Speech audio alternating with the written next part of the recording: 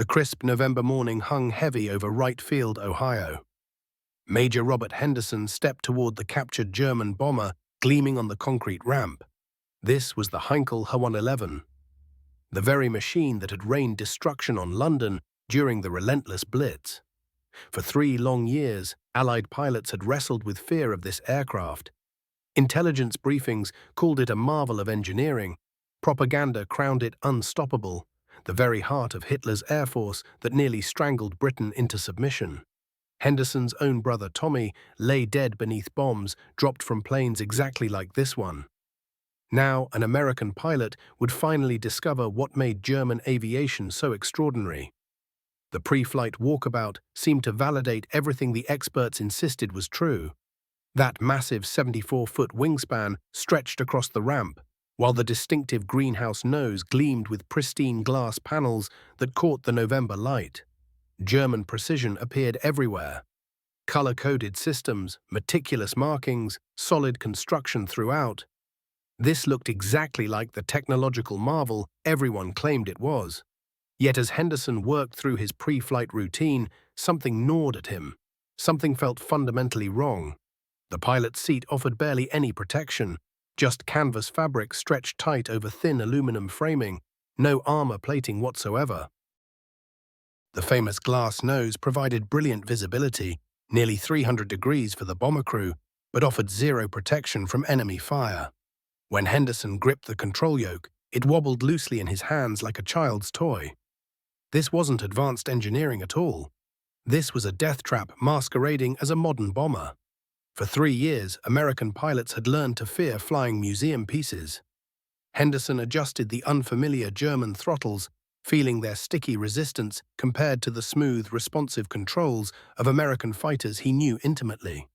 The He 111 sat heavy on the concrete ramp, its 2 Junkers Jumo 211F engines cooling in the November air.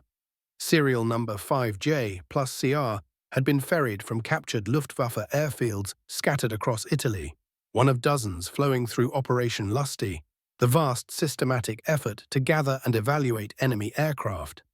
What Allied intelligence desperately craved was straightforward. Exactly how advanced was German aviation technology? That morning's briefing had hammered home everything Henderson thought he understood. Colonel Watson stood before a wall-mounted diagram of the He-111, his pointer tapping key features with institutional certainty. He spoke about German bomber design, calling it the pinnacle of 3 years of combat refinement, the backbone of the Luftwaffe that nearly brought Britain to its knees. Intelligence estimates suggested German engineering ran 18 to 24 months ahead of Allied programs. Henderson's job was to document exactly how they achieved this mysterious superiority. Henderson had nodded along with the other test pilots, accepting the conventional wisdom without question. The numbers certainly seemed to support German technological dominance. The He-111 had unleashed 13,000 tons of bombs on London during the Blitz. It had operated across an enormous range, from Norway to North Africa, from the English Channel to the Russian steppes. No American bomber could claim such versatility or combat record. But now, strapped into the actual cockpit, Henderson found his first genuinely troubling detail. The pilot's seat felt flimsy beneath him, just canvas stretched across a lightweight aluminum frame. His P-47 Thunderbolt featured thick steel armor plating behind the pilot's position, capable of stopping rifle-caliber rounds. This German seat offered protection equivalent to a lawn chair. Henderson traced his fingers along the seat back, searching for armor plating and finding absolutely nothing. Just thin metal and fabric. He turned his attention to that famous greenhouse nose.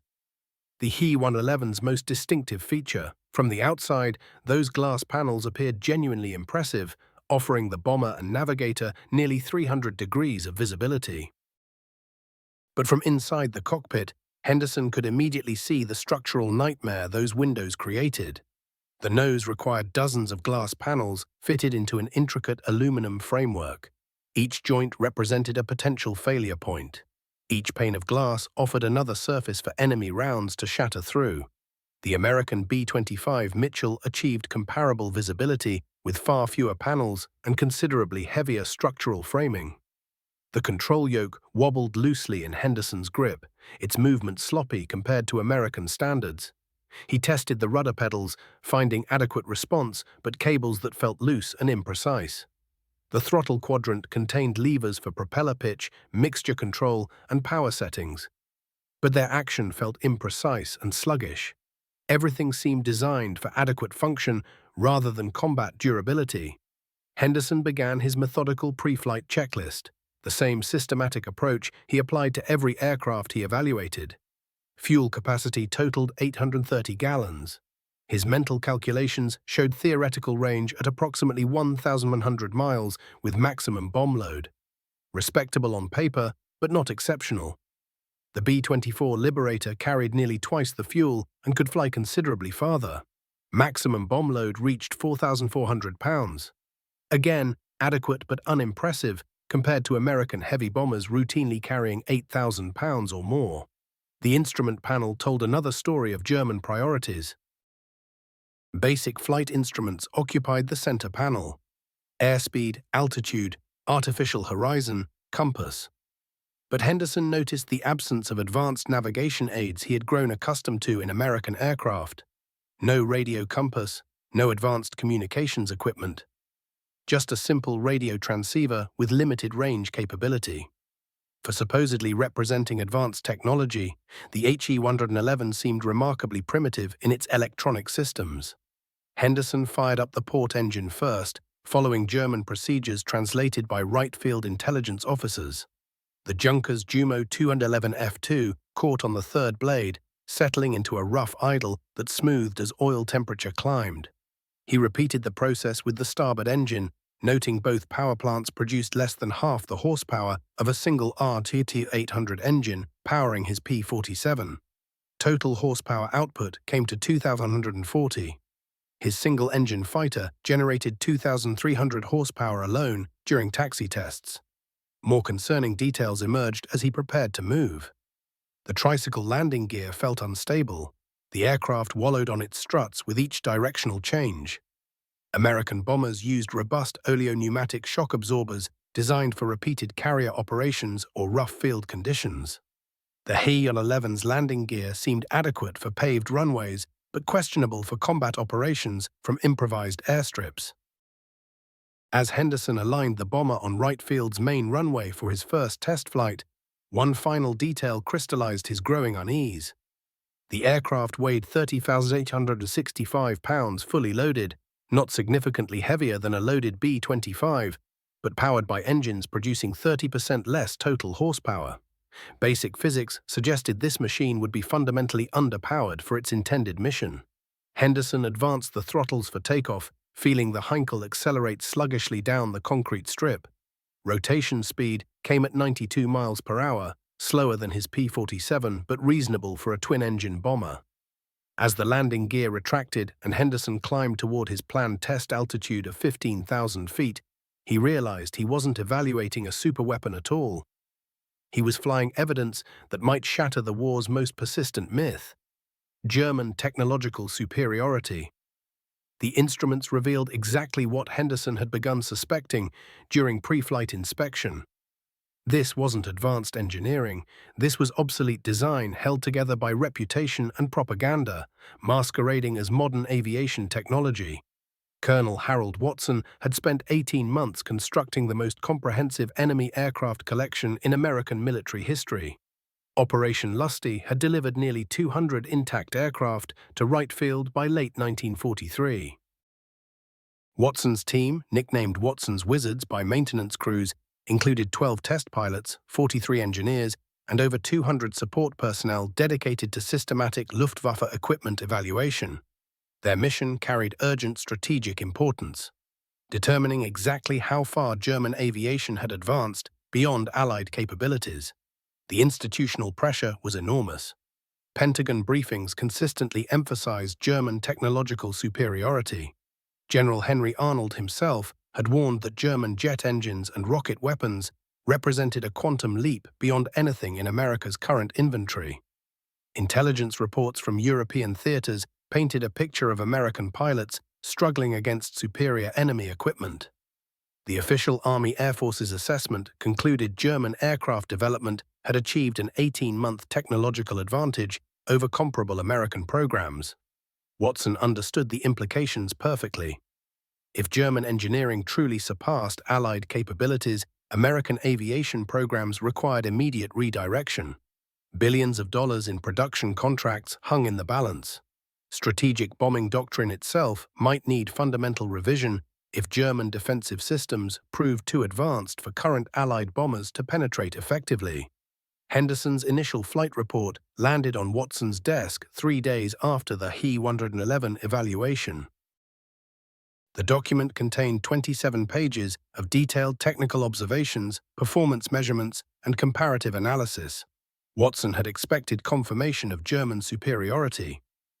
Instead, Henderson's data painted a troubling picture of obsolete design disguised by intimidating reputation. Maximum speed at 15,000 feet, 258 miles per hour. Watson pulled comparative specifications for American bombers. The B-25 Mitchell, considered standard equipment rather than advanced technology, achieved 295 miles per hour at similar altitude. Even the supposedly obsolete B-26 Marauder flew 47 miles per hour faster than the vaunted He 111. Even accounting for measurement variations and test conditions, the German bomber appeared significantly slower than American equivalents. Service ceiling measurements proved equally revealing. The He 111 reached maximum operational altitude at 21,980 feet. American B-24 Liberators routinely operated above 28,000 feet. The German bomber couldn't reach altitudes necessary to avoid American fighter interception over European targets.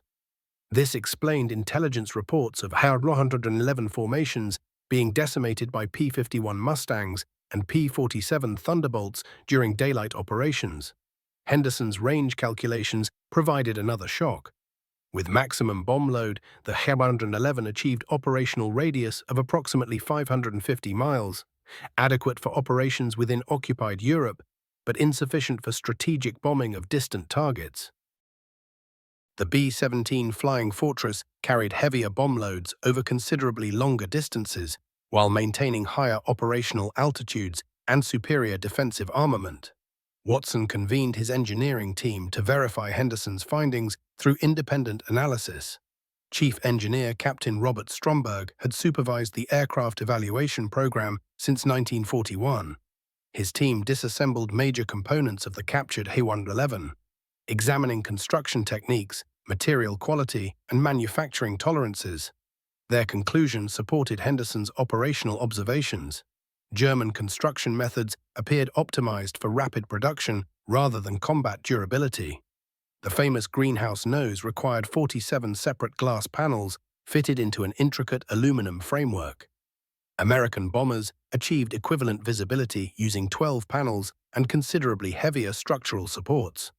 Manufacturing tolerances varied significantly between individual components, suggesting quality control problems in German production facilities.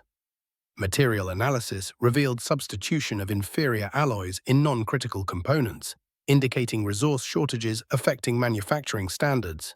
Defensive armament analysis exposed perhaps the most critical weakness. The He 111H6 mounted just 3 7.92 mm machine guns with extremely limited fields of fire. Stromberg's team calculated that 73% of approaches available to attacking fighters remained outside defensive coverage. American bombers carried 10 to 13 50-caliber machine guns positioned to provide overlapping defensive fire from virtually any attack angle. The German bomber was essentially defenseless against coordinated fighter attack. Watson requested additional He 111 variants for comparative testing. Operation Lusty delivered 2 more examples within 6 weeks. An He 111H10 configured for anti-shipping operations, and an He 111H16 representing the latest production standards. Henderson and 2 additional test pilots conducted systematic evaluation flights documenting performance across multiple aircraft configurations. Results remained consistent across all variants. The He 111 design had stagnated while Allied bomber development accelerated rapidly throughout the war. Intelligence reports from combat theaters began supporting Watson's findings. He 111 loss rates had climbed steadily since 1941. During the Battle of Britain, approximately 8% of a 111 sorties resulted in aircraft losses, sustainable for short-term operations but devastating over extended campaigns. By 1943, daylight He 111 operations had become suicidal. Loss rates exceeded 17% per mission, once RAF fighter tactics evolved to exploit documented vulnerabilities. The Luftwaffe had essentially abandoned strategic bombing missions by late 1943, relegating remaining He 111 units to transport duties and specialized operations. German bomber production shifted toward defensive fighters and experimental weapons programs. The aircraft that had terrorized London was being phased out of frontline service, while American heavy bombers intensified their assault on German industrial targets. Watson compiled comprehensive findings for Pentagon review. But institutional resistance emerged immediately. Military procurement officials had committed enormous resources based on assumptions of German technological superiority. Weapons development programs worth billions of dollars were predicated on countering advanced German capabilities. Intelligence agencies had built threat assessments around German aviation advantages that apparently didn't exist. The evidence was becoming undeniable. German aircraft development had peaked in 1940 and stagnated while Allied programs surged ahead. The K-111, symbol of German air power and technological prowess, was an obsolete design maintained in service through institutional momentum rather than operational effectiveness. Watson's team had uncovered not just aircraft specifications, but exposure of the war's most persistent strategic deception. Henderson pushed the He 111 into its first high-speed dive test on December 2, 1943, climbing to 22,000 feet before rolling into a 30-degree descent angle. The aircraft accelerated smoothly through 260 miles per hour, then 280, approaching speeds that German crews would encounter during emergency escape maneuvers or desperate action against fighter attacks. At 295 miles per hour, Henderson felt the first tremor through the control yoke, a subtle vibration that American test pilots recognized as the warning sign of structural flutter. The vibrations grew more intense as the aircraft picked up speed, climbing steadily past 300 miles per hour. When Henderson checked his instruments, the needle read 310 miles per hour, and that's when disaster nearly struck. The port wing began to flutter violently, a terrifying oscillation that threatened to shake the entire structure to pieces. He pushed the throttles back immediately and eased back on the stick to arrest the dive. But even as the airspeed dropped below 300 miles per hour, those bone-rattling vibrations continued for what felt like an eternity. Nearly 15 seconds of pure dread. This was troubling. American fighters regularly exceeded 350 miles per hour in combat dives without any of these flutter problems. But the recovery procedures revealed something even more alarming. The H-111 needed a full 47 seconds just to complete a single 360-degree turn at combat speed. In a dogfight, that might as well be a death sentence. Henderson timed turn after turn, testing the aircraft at various speeds and power settings, carefully recording every measurement. The numbers painted an ugly picture. At maximum continuous power, reversing course required nearly 800 yards of space. Plenty of room for enemy fighters to set up multiple attack runs while the bomber lumbered around. When Henderson started putting the aircraft through simulated combat maneuvers, the structural analysis became deeply disturbing. Banking beyond 30 degrees created dangerous stress concentrations in the wing root areas. You could hear the airframe creaking under the strain and actually watch the wing surfaces flex visibly. The famous greenhouse nose, that distinctive transparent nose cone, created its own problems during aggressive maneuvering. The glass panels would flex under aerodynamic loads, producing stress cracks that would only get worse with repeated combat exposure.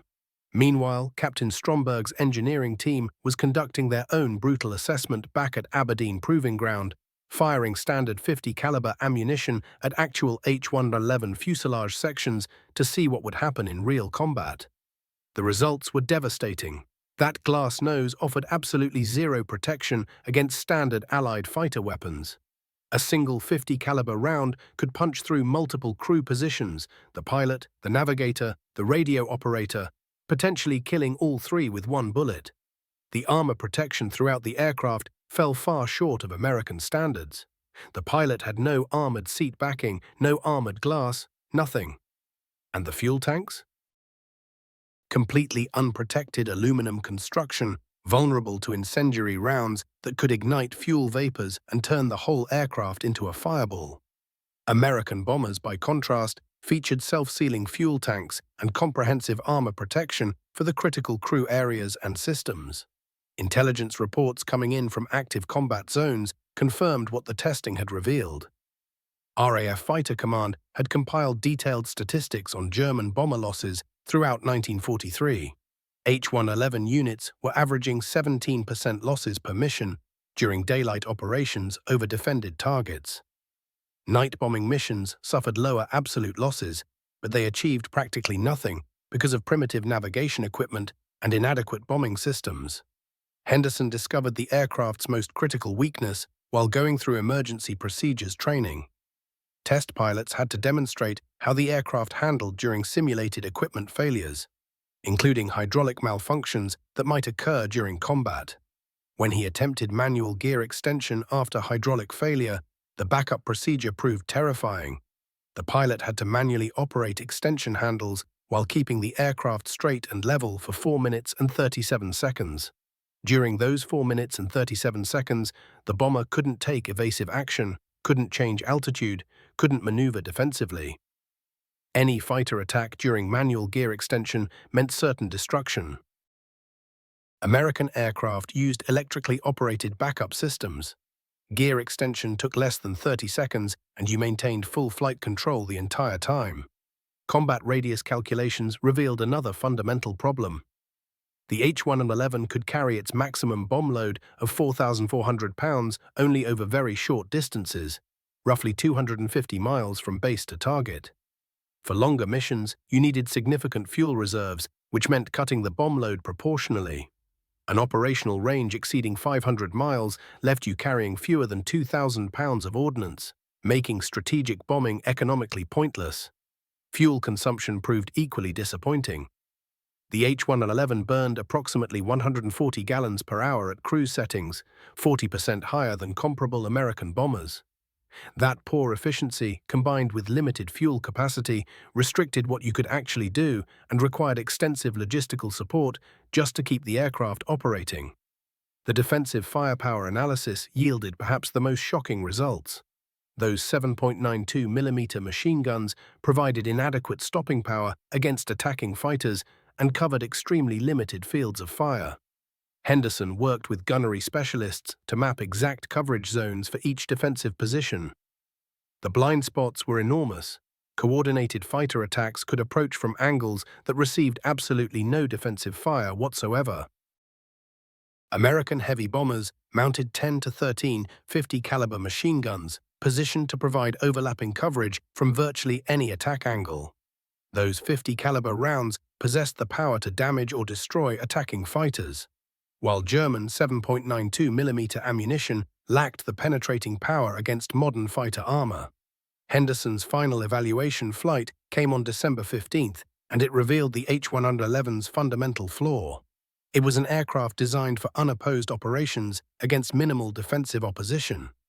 Every system, every design decision, every performance characteristic reflected assumptions that enemy fighters would be few, poorly armed and poorly trained. The reality of modern air warfare, with radar-directed interception, heavily armed fighters, and coordinated defensive systems, had made the H-111 obsolete. The numbers told an inescapable story. An aircraft once feared as a superweapon was actually a flying relic, kept in service through institutional inertia and desperate resource constraints rather than operational effectiveness. Watson's engineering team completed their comprehensive analysis on January 8, 1944. They delivered a 200-page technical report that systematically dismantled every assumption about German bomber superiority. The document contained precise measurements, comparative specifications, and detailed photographic evidence that would have shocked Pentagon officials if they'd been allowed to see it. Instead, the report disappeared into classified files within hours. The comparative data painted a devastating picture. The H-111 carried 4,400 pounds of bombs compared to the B-24 Liberator's 8,800 pounds, exactly half. At operational altitude of 15,000 feet, the German bomber flew 73 miles per hour slower than the supposedly obsolete B-25 Mitchell. Fuel consumption per mile exceeded American bombers by 40%, making long-range strategic missions economically impossible. Manufacturing analysis revealed even more disturbing realities about German production capabilities. Intelligence reports obtained through Operation Lusty indicated that H-111 assembly required 22,000 man-hours compared to 16,000 for a B-24 Liberator. Nearly 40% more labor to produce an inferior aircraft. Material shortages had forced German manufacturers to substitute inferior alloys throughout non-critical components, reducing overall structural strength by 23% compared to early war production standards. Quality control problems plagued German aviation manufacturing. Wright field technicians found significant variations in machining tolerances between components from different production facilities. Electrical systems used substandard wiring and unreliable connections that would fail under combat conditions. Engine installations showed evidence of field modifications and jury-rigged repairs that compromised performance and reliability. That vaunted German precision engineering existed more in Allied propaganda than in German factories. Henderson documented these production flaws throughout December and January. Engine oil consumption exceeded specifications by 30%, requiring frequent servicing that would be impossible during operations. Hydraulic systems leaked constantly, creating maintenance burdens that American ground crews would consider unacceptable. Electrical failures occurred during 6 of 12 test flights, disabling critical instruments and navigation equipment. The strategic implications became clear when Watson's team analyzed actual combat performance from European and Mediterranean theaters. German bomber losses had climbed steadily since 1941 as Allied fighter tactics evolved to exploit documented vulnerabilities. During 1943, H-111 units averaged 17% losses per daylight mission, a rate that would eliminate entire bomber groups within 6 weeks of continuous operations. Night bombing operations, while suffering lower absolute losses, achieved minimal strategic impact due to navigation limitations and primitive bombing accuracy. Bomb damage assessments indicated that H-111 night raids achieved less than 4% of bombs within 1 mile of intended targets. American heavy bombers using advanced navigation aids and precision bomb sights achieved 15 to 20% accuracy under similar conditions, nearly 5 times more effective than German capabilities. Intelligence analysts had meanwhile compiled comprehensive production statistics showing the true scale of German bomber decline. H-111 production peaked at 130 aircraft per month during 1940, then dropped steadily as resources shifted toward defensive fighters and experimental programs. By late 1943, monthly production had fallen to fewer than 40 aircraft, inadequate to replace combat losses, much less expand operations. The Luftwaffe had essentially abandoned strategic bombing by the time Henderson completed his evaluation. Remaining H-111 units were relegated to transport duties, anti-shipping operations, and specialized missions that avoided heavily defended airspace. The aircraft that had terrorized London was being withdrawn from frontline service while American heavy bombers mounted increasingly devastating attacks against German industrial targets. Henderson's final report documented the complete reversal of technological advantage.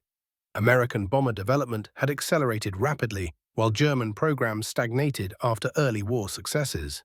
The B-29 Superfortress, entering service in 1944, represented a quantum leap beyond anything in German inventory. With pressurized crew compartments, remote-controlled defensive armament, and advanced fire control systems, the B-29 made the H-111 appear prehistoric by comparison. Strategic bombing doctrine itself required fundamental revision based on Henderson's findings. Allied intelligence had consistently overestimated German defensive capabilities while underestimating American technological advantages. Fear of German superweapons had influenced operational planning, target selection, and resource allocation in ways that may have prolonged the war unnecessarily. The institutional resistance proved immediate and overwhelming. Pentagon procurement officials arrived at Wright Field on January 22 with orders to classify all evaluation results as top secret. Military contracts worth billions of dollars were predicated on assumptions of German technological superiority. Intelligence agencies had built entire threat assessment frameworks around German aviation advances that apparently did not exist. General Arnold himself reviewed Henderson's preliminary findings during a closed briefing in Washington. The implications challenged fundamental strategic assumptions that had guided American aviation development since 1941. If German aircraft were obsolete rather than advanced, entire weapons programs required re-evaluation. Defense budgets justified by technological competition might face congressional scrutiny if that competition proved illusory. Watson received verbal orders to suspend further H-111 evaluation and transfer remaining aircraft to storage. The official explanation cited resource constraints and shifting intelligence priorities. Henderson was reassigned to conventional American aircraft testing, effectively removing him from enemy technology evaluation. But the damage to institutional mythology had already occurred. Henderson's detailed documentation existed in multiple copies, distributed among test pilots, engineers, and intelligence analysts throughout Wright Field. Technical specifications, performance measurements, and comparative analysis spread through informal channels despite official classification orders. Combat squadrons began receiving unofficial tactical bulletins explaining exactly where to target H-111s for maximum effectiveness. Fighter pilots learned to exploit the bomber's documented vulnerabilities, attacking the unprotected glass nose with precision fire that could disable multiple crew members simultaneously. The 47-second turning radius became common knowledge among Allied fighter squadrons, enabling coordinated attacks that gave German crews no opportunity for evasive maneuvering. Henderson's work had exposed the war's greatest intelligence failure, systematic overestimation of enemy capabilities that influenced strategic planning, resource allocation, and operational doctrine throughout the European theater. His comprehensive evaluation report vanished into Pentagon classified archives on February 3, 1944, stamped with security classifications that would keep his findings hidden for decades. Official policy continued maintaining that German aircraft represented advanced enemy technology, requiring sustained Allied vigilance and increased defense spending. The institutional machinery of threat assessment proved more powerful than operational reality, transforming inconvenient facts into state secrets that could not challenge established strategic narratives. The classification orders came with Henderson's reassignment, effectively ending his involvement with captured German equipment evaluation. Watson received similar instructions, and Operation Lusty assets were redistributed to facilities where findings could be more carefully controlled. The H-111 specimens that had provided such devastating evidence of German technological obsolescence were transferred to storage hangars, where they would remain hidden from further scrutiny. But Henderson's technical documentation had already begun circulating through unofficial channels among combat units desperate for tactical advantages. Fighter squadron intelligence officers quietly distributed summaries of structural vulnerabilities, optimal attack angles, and exploitation techniques derived from Wright Field testing. The information traveled through personal networks rather than official distribution systems, reaching operational squadrons faster than classified reports could be suppressed. 8th Air Force fighter groups began receiving detailed briefings on H-111 weaknesses during March 1944. Squadron commanders learned that the glass nose offered zero ballistic protection, making precision attacks on the bombardier and navigator positions devastatingly effective. The aircraft's 47-second turning radius became common knowledge, enabling coordinated fighter attacks that eliminated any possibility of evasive maneuvering. Combat results validated Henderson's predictions with shocking accuracy. H-111 loss rates climbed dramatically as Allied pilots learned to exploit documented vulnerabilities. During daylight operations over occupied Europe, German bomber losses exceeded 25% per mission by spring 1944. Night bombing missions, while suffering lower absolute casualties, achieved minimal strategic impact due to navigation limitations and bombing accuracy problems that Henderson had documented through systematic testing. The Luftwaffe responded by withdrawing remaining H-111 units from strategic bombing operations entirely. By summer 1944, fewer than 150 operational H-111s remained in frontline service from a wartime peak of over 7,000 aircraft. Most surviving units were relegated to transport duties, anti-shipping operations, and specialized missions that avoided heavily defended airspace where Allied fighters could exploit known vulnerabilities. German aviation development had shifted entirely toward defensive fighters and experimental programs by the time Henderson completed his reassignment to P-51 Mustang evaluation in June 1944. The strategic bombing campaign that had terrorized London was effectively replaced by desperate attempts to develop miracle weapons that might restore technological advantage. Resources previously allocated to bomber production were diverted toward jet fighters, rocket aircraft, and other experimental systems that existed more in propaganda than operational reality. Henderson's vindication came through combat statistics rather than official recognition. Allied intelligence compiled comprehensive data showing that H-111 casualties had increased by over 300% between January and August 1944. German bomber operations essentially ceased, except for specialized missions using remaining aircraft as expendable platforms for experimental weapons delivery. The contrast with Allied bomber operations became stark during the same period. American heavy bombers mounted increasingly devastating attacks against German industrial targets, while suffering declining loss rates due to improved fighter escort and evolved tactics. The B-29 Superfortress entered combat service in the Pacific Theater with capabilities that dwarfed anything in German inventory.